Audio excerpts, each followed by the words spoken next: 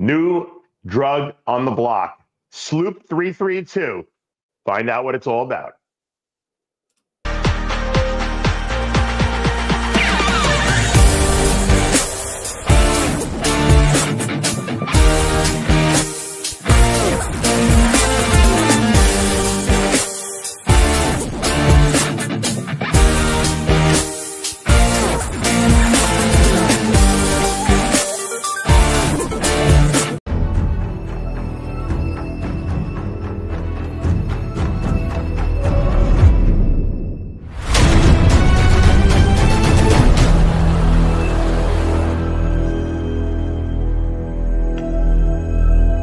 I created Species Nutrition with one mission in mind: to provide bodybuilders and serious athletes with no-nonsense supplements that work.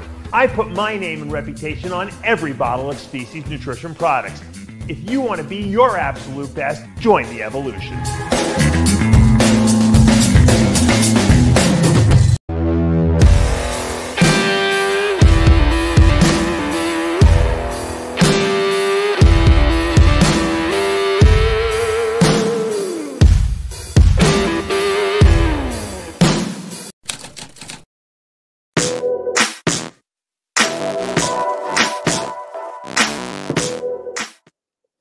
RX Television, RxMuscle.com. This is Ask Dave, your 30-minute question and answer show, your weekly question and answer show with Dave Palumbo. Whatever's on your mind, be it bodybuilding, non-bodybuilding related, life, whatever in general, is all on the table.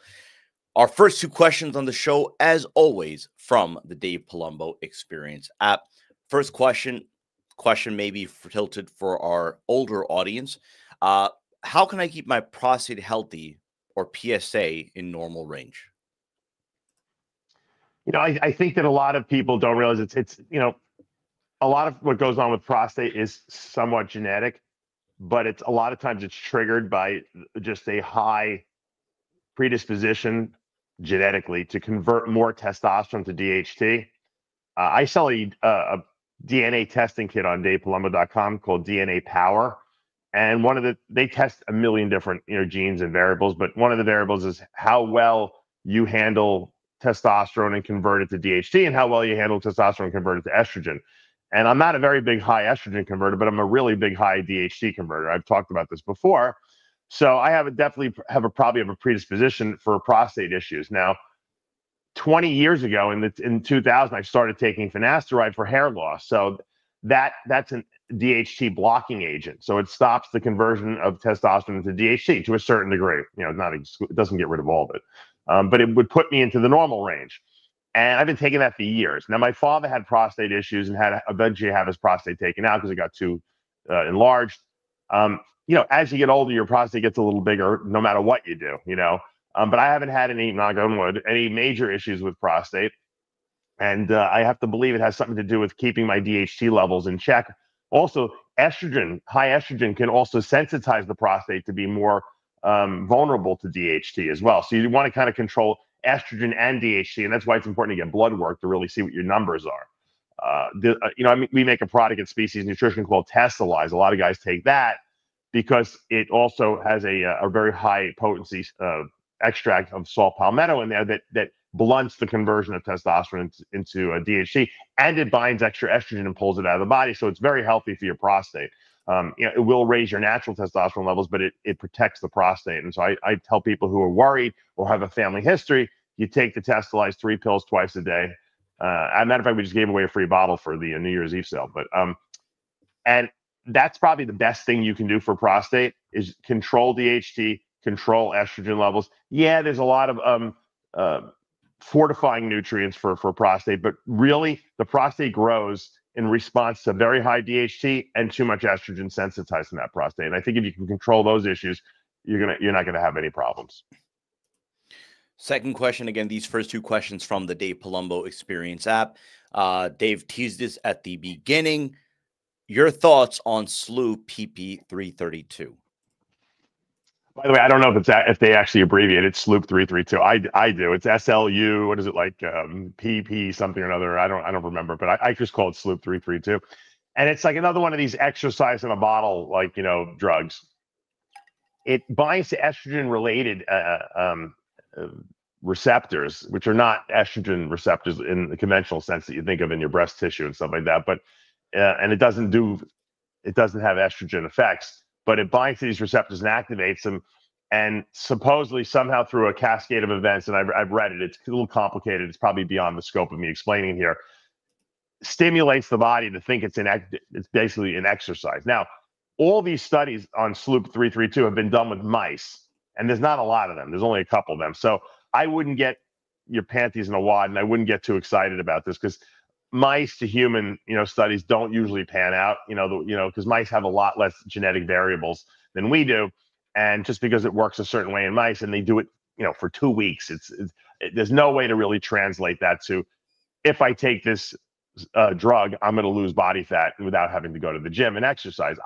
I am not that, I'm not that excited about it. I don't believe it will pan out. I think it's an interesting concept, and I think it might lead to, in the future, to better fat loss drugs.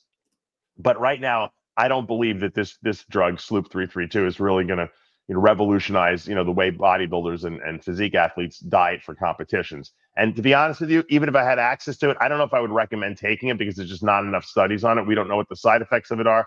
We don't know what the other ramifications of it are. We just have one study here, and it's, it sounds exciting, but it probably is not going to pan out as very much. Now, these two questions were from the Dave Palumbo Experience app. It's an app you can download on your Android phone or your iTunes, and it will give you Dave Palumbo as your coach in your back pocket. It's $29 a month. You get access to all my writings, all my videos I've ever done. We put up a workout every week. I answer everyone's questions in an open forum, so you see everyone's questions and answers. Great learning experience.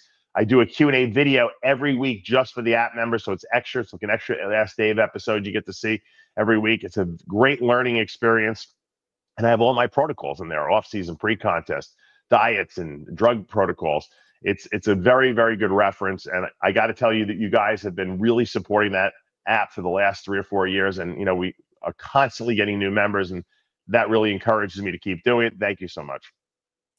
So again, those two from the Dave Palumbo Experience app. We now take questions from our social media platforms, from our YouTube community page. So appreciative, really, of the fact that every time we put this up, in whatever social media platform, we get a good response. So a lot of you have great questions, but it is very encouraging to see that after all these years we've been doing this show, we still get so many of you asking questions, and good, insightful questions, and that's what keeps us going.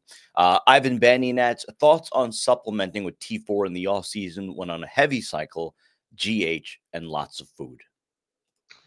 Yeah, I think what a lot of people don't understand is the dynamic between thyroid hormone and growth hormone. Because when you people think growth hormone suppresses thyroid production, but what it does is there's two thyroid hormones. There's the thyroxine that the thyroid gland produces, and then once it gets into the circulation, it turns into the active form of thyroid hormone known as T3, or triiodothyronine.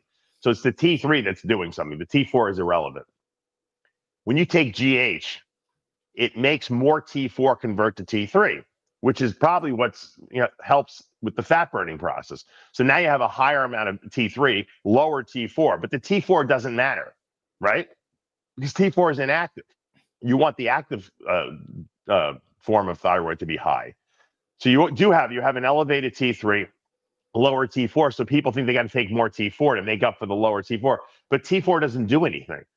It's inactive. So you don't need to take growth hormone unless your T3 is low.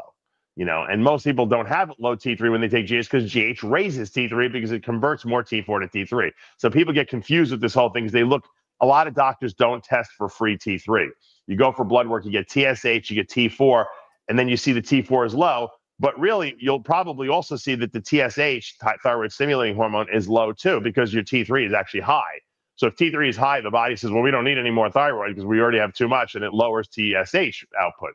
But the doctors and people who see their blood work don't interpret this right. They just see the low T4 and they're like, oh, I got to supplement with T4. T4 does nothing. It does nothing off season. It does nothing pre-contest unless you're deficient. Unless you're like me, you don't have a thyroid gland and I have to take T4 every day, and then my body converts what it needs to T3. But if you have a normal functioning thyroid gland, then T4 will do absolutely nothing for you. Question about pre-workout, I guess extreme pre-workout nutrition, if you want to call it that. Question is from Big Ant. What do you think about the guys who eat sugars, muffins, Rice Krispie treats, gummy bears, cookies, so on and so forth, right before their workout? I was always under the impression that the carbs you eat 8 to 24 hours before the workout are the most important. Yeah, I don't know why people do. It's the same thing with the people who take insulin right before they work out. I mean, why would you do that? I mean, yeah, you could take your insulin in the morning, like he said, 5 or 6 hours before you work out, and then carb load a lot, at your meals, and then those carbs that you're storing with the insulin in the morning, when you get to the gym later, you're gonna feel a good pump, and they're gonna be loaded into the muscle. To go to the gym right before you go work out and take a shot of insulin, which is going to lower your blood sugar, and then have to gobble down all these carbs when you're working out, all the blood goes away from the internal organs of digestion and go to the muscles that you're training, is silly. It's the most ridiculous protocol of all time. People do it all the time. I argue with people constantly about it. I'm like, I don't understand why you think that eating while you're training is going to help your workout. Why not just load the stuff into the muscles so that it's there while you're working out? So, if you have a cheat meal the night before, like a leg workout, let's say you have a cheat meal Saturday night, Sunday morning, you squat, you always get the best workouts because you've loaded all that junk food and all that, you've re-glycogenated the muscles from the night before, and now you're ready to go. To think you're going to do it 10 minutes before you work out, all you're going to do is get low blood sugar in the gym. And I don't know why people like to chase this insulin high and have to try to keep up with I feel it working. I got to drink more carbs now. Well, no, you're just going hypo. You're just going low blood sugar in the middle of a workout. That's not very functional. So, look, I'll continue to criticize it. People will continue to still do it. People do dumb shit all the time. And you know what? That's why people don't get, consistently the best results that they should get, because they do kooky shit. And if you think about the science about what you're doing and you come up with a game plan and you listen to people who speak rationally like I do about these things and make sense logically, you're going to get better results. But you know what? People do shit wrong all the time, and they think it's fun. I think they think that the crazier the protocol, the better the results are going to be. And you know what? If they enjoy it, let them do it. But people who've been doing stuff wrong all my career, I would pass by these people. I would see these people doing kooky shit in the gym, and I'm just making steady progress, and I just eventually pass them, and they don't know why, because they don't realize what they're doing is just ludicrous. So I think whoever asked the question understands what's going on. So there is the kooky aspect to doing stuff pre-gym or during the gym, but then there is another aspect of training. And I'm glad this question was asked, because for as much as we talk about training, as much as we talk about, everything that you need to do in the gym to be a competitive bodybuilder or be at your best or what have you, there are going to be days. It's from Alexander Ruin, training coach. There are going to be days you're in the gym, you start to warm up and said, today's just not the day, but you train anyway. Maybe less weights than normal and maybe less intensity because you couldn't bring it that day. He says, again, to specify training alone. How do you get through those days where you just don't have it? Yeah, well, those are the most important days to work out, because those are the days that make or break you. A lot of people quit on those days. They go, I've never left the gym in the middle of a workout, ever, unless I hurt myself, but I never left the gym because I said, I just don't have it today. Those are the days you got to scrape up every little bit of motivation you have and look around the gym and see the other guys training and then make it happen. Sometimes you're just not that strong, but you know what? I'll try to change the workout around, increase the intensity in another capacity. Maybe I will do more reps, or maybe I'll do, stricter reps, and you get through it. Like today, I have a cold coming on. I never get sick. And last night I was like shivering. It's cold here in Cape Coral. It was down to the 40s last night, which is very cold here. And I don't know, I got something. I don't know how I got it, but hopefully it won't last long. I was like freezing last night, and I'm like, and I jumped in the pool and swam in like a 65-degree pool yesterday too, which probably didn't help the situation.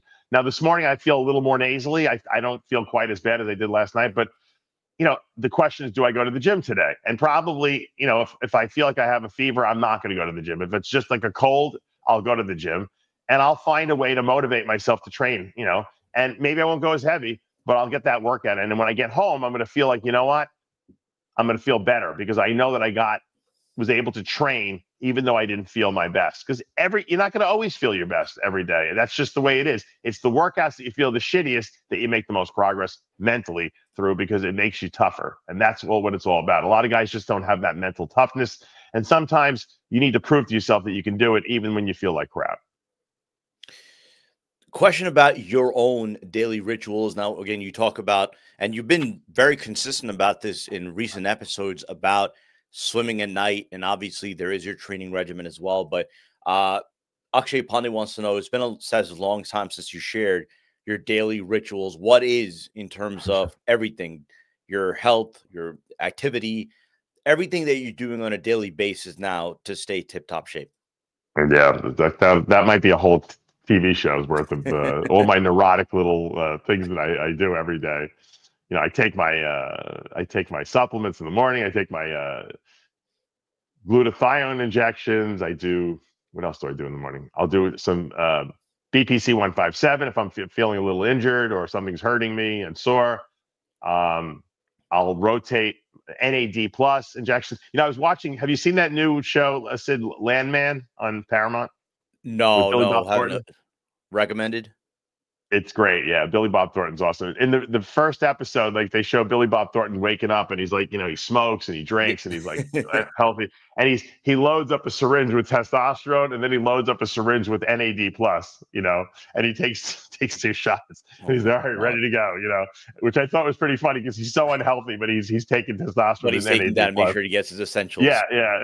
So, you know, it's very anti-age. I try to take anti-aging stuff. I take my testosterone. I literally take 80 milligrams a week. I take 40 milligrams twice a week now. But when I go higher, then I get too high, and then my blood pressure goes up a little bit. So take that.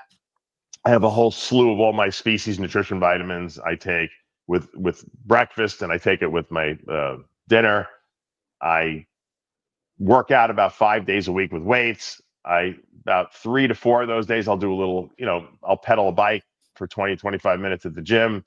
I try to swim a few, you know, I've been swimming almost every night recently, but it got really cold here, so I might have to skip a few nights. I don't know what the swimming thing. The swimming is almost like meditation for me, because you kind of get into this like groove of doing it. But I've lost a little weight since I've been swimming, so I've been burning on 1 million calories. And I've been, for some reason, on this sushi kick. I've been eating sushi almost every day. I don't know why I got on the sushi kick, but they know me at the restaurant very well. I can tell you that. I usually do eggs in the morning with grits. I usually do some kind of a Mexican restaurant during the day. Like, I'll do, like, you know, like a bowl at, like, you know, Chipotle, or, you know, 3-pepper burrito or Qdoba. I'll do, like, you know, rice, black beans, and some chicken. And, you know, I'll do some shakes. I usually do like a protolyzed pudding at night when I'm sitting around. I've been eating a lot of pistachio nuts. I always try to get fat sources, and lately, for some reason, I switched from almonds to pistachio nuts. I don't know why. And then I was on a pumpkin seed kick for a while, so I'm always trying to vary the fat sources that I take in. Also, I've been on an avocado kick. Also, I've been eating a lot of avocados, so those are really good monounsaturated fats. Plus, I pour a lot of macadamia nut oil. So I eat a high protein, pretty high to moderate fat, and then moderate carbs, you know, and I base the carbs on how much activity I'm doing. And that's pretty much it, you know, and I you know, like I said, I'm religious about taking my vitamins. I take my fiber lice twice a day. I'll take a probiotic once in a while if I feel like I need it. And, you know, I just kind of rotate around. I have some supplements that I kind of rotate around that I'll try every once in a while. I do some mushroom. I have a friend who makes me, I drink decaf coffee every day, but I put like a scoop of this mushroom extract that he makes. It's like a powder. It's like all these different mushrooms, and it's supposed to help cognitive function. I don't know. I try everything. Knock on wood, my health's been good. I haven't been, you know, aside from the fact I got a little cold now, I really haven't, you know, my heart feels good. You know, everything seems to be working well. I'm not in too much pain orthopedically anywhere specifically. So, you know, I think I'm in a good groove right now. If I can stay in that groove and try to, you know, and I try to get enough sleep every night, and that's sometimes not the easiest, but if I don't get enough sleep, I'll try to take a nap. If you have the ability to take even a 20-minute nap every day, I recommend it, because it kind of supercharges you and gives you a little more energy for the rest of the day. So that's my protocol in a nutshell. It's a lot more neurotic than what I just told you, but there was, like I said, we don't have enough time in this show for me to go over everything I do. I have to ask you, pistachio, salted or unsalted or lightly salted? You know, I've gotten into this. I don't know if you've seen it at the supermarket. First of all, I don't like the unshelled ones. I like to take the shells off them. I don't know why Yeah. they taste better to me when I take the shells off. And I get the ones that are salt and pepper. They have a salt and pepper What's flavor that one. brand? I know what you're talking about. Yeah, They're like in a they're black delicious. package, right?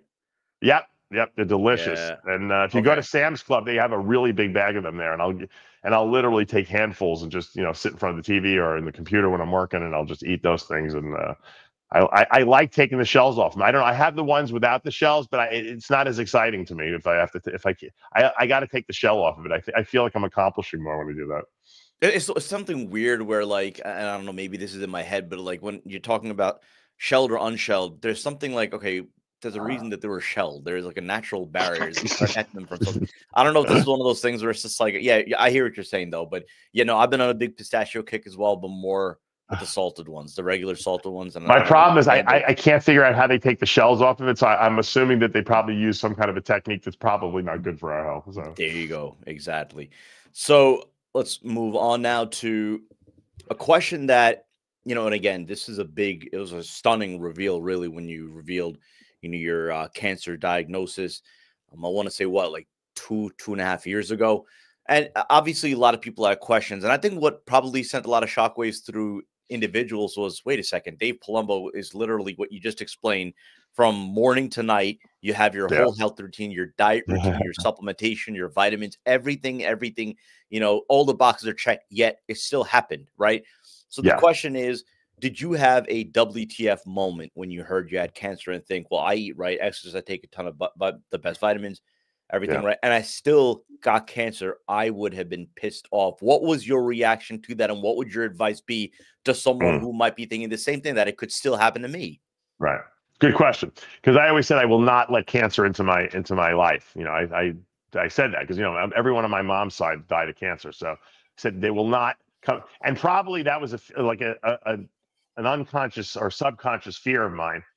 But what I could say is that all the protocols that I do and all the diagnostic tests that I recommend allowed me to catch this thing when it was in a very, very small stage and beat it. So had I not had all these neurotic vitamins and modalities in my diet and done diagnostic tests, I wouldn't have caught it because it was very small.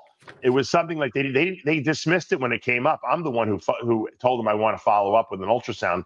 It just came up as a random little nothing on my thyroid, and I said, let's follow up on it.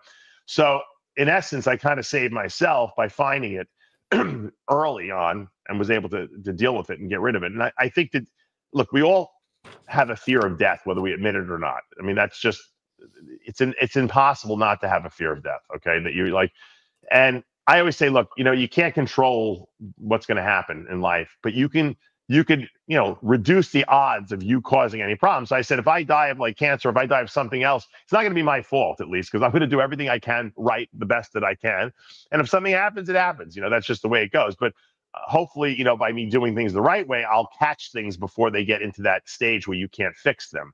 I mean, think about how many people have been having GI problems for 2-3 years, and then they finally go to the doctor and they find out they have pancreatic cancer. And if they would have gone when they originally had the symptoms, it could have been removed and they might have lived, and then they wound up dying because of it. So I don't want to be the cause of that. So if I feel like something in my body's not working well, and I recommend this to you guys too, get it checked out. It doesn't hurt. It's a 10-minute, 15-minute diagnostic test usually if you get a CT scan or something like that. So that's the best I can say. And I think that we all going to face challenges, and I think that this was a challenge for me because obviously it was something that was I just didn't want to ever have to hear those words. Luckily, if you're going to get any kind of cancer, that's probably the best one to get because it's the most curable. But no one wants to hear those words, but it makes you understand that we're all vulnerable to these things. And the only thing we can do is do our best to make sure we get the diagnostic test done, follow up if you don't feel right, and try to eat the best diet and supplement regimen that you can. And if you do that, then that's all you can do. And so I came to grips with the fact that we're not in charge of everything and we can't control everything. The big guy up there can. So you have to have a little faith, but at the same time, don't put your head in the sand. Question about pain of the balls, I guess, for lack of a better explanation. Okay. Is there a reason someone might experience a slight pain in one of their testicles using Dianabol. I mean, he specifically said at 20 milligrams every day for 4 weeks. So he gave you this dosage. But any reason why Dianabol or any other substance would cause a pain in your balls? Sometimes, when you're on anabolics, they really hype up your sex drive a lot. And, your body, and it's funny because you would think that anabolics shut down your testicular, function. Sometimes when you start taking them, the anabolics actually stimulate. If they're in high dosages, will stimulate the testicles to produce more sperm and stuff like that. And if you're not releasing the stuff that's in there, a lot of times it can build up and you get what, they call them blue balls or whatever, but you're getting an overaccumulation of too much production down there, and your body wants to kind of get rid of it. So you might have to, if you're not having sex regularly with a woman, you might have to take care of it yourself. So sometimes people have that going on, and I've seen that happen before. People have complained to me about that before, and they're just not, getting enough of a release down there. Ask Greg Valentino; he can give you some techniques to release down there. Other times it could be something else. I always tell people, especially, women should check their breasts, but men should really check the testicles, because you can get sometimes little cysts in there. A lot of times they're completely innocuous. They have nothing bad. I had an epididymal cyst like about 9 months ago that I discovered, and I went and got an ultrasound. They're like, they're very common. They're like, there's nothing you can do about it, and there's nothing dangerous about it. But it didn't feel right, and I wanted to check it out.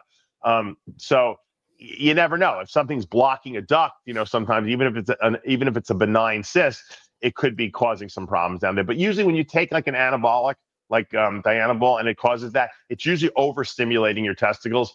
And once again, it's pretty much you got to get a release there to kind of get some relief from it.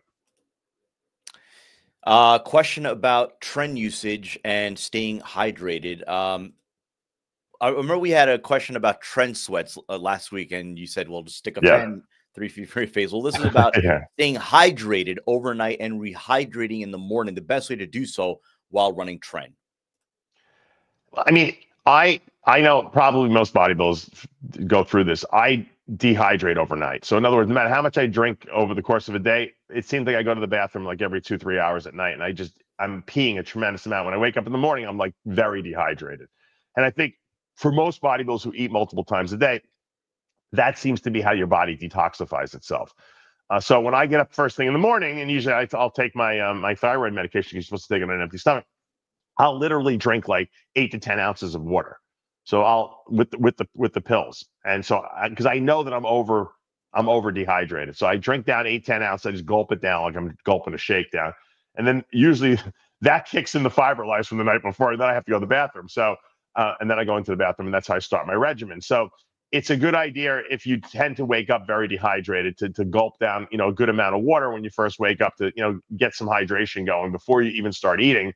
And then once you start eating your breakfast and adding a little more fluid, you won't feel as bad. If you try to start eating without doing that hydrating a little bit, you might walk around very dehydrated all day long, or at least for the first half of the day. Especially if you're going to go to the gym early in the morning, you got to get hydrated as quickly as possible. So I recommend gulping down as much liquid as you can, and starting off the day like that. But yeah, I used to get so dehydrated when I would bodybuild, that I would actually my legs would be cramping when I got out of bed in the morning. So the more you eat, obviously, the more, and the more your body detoxes itself, the more dehydrated you'll get. So you got to definitely hydrate well in the morning.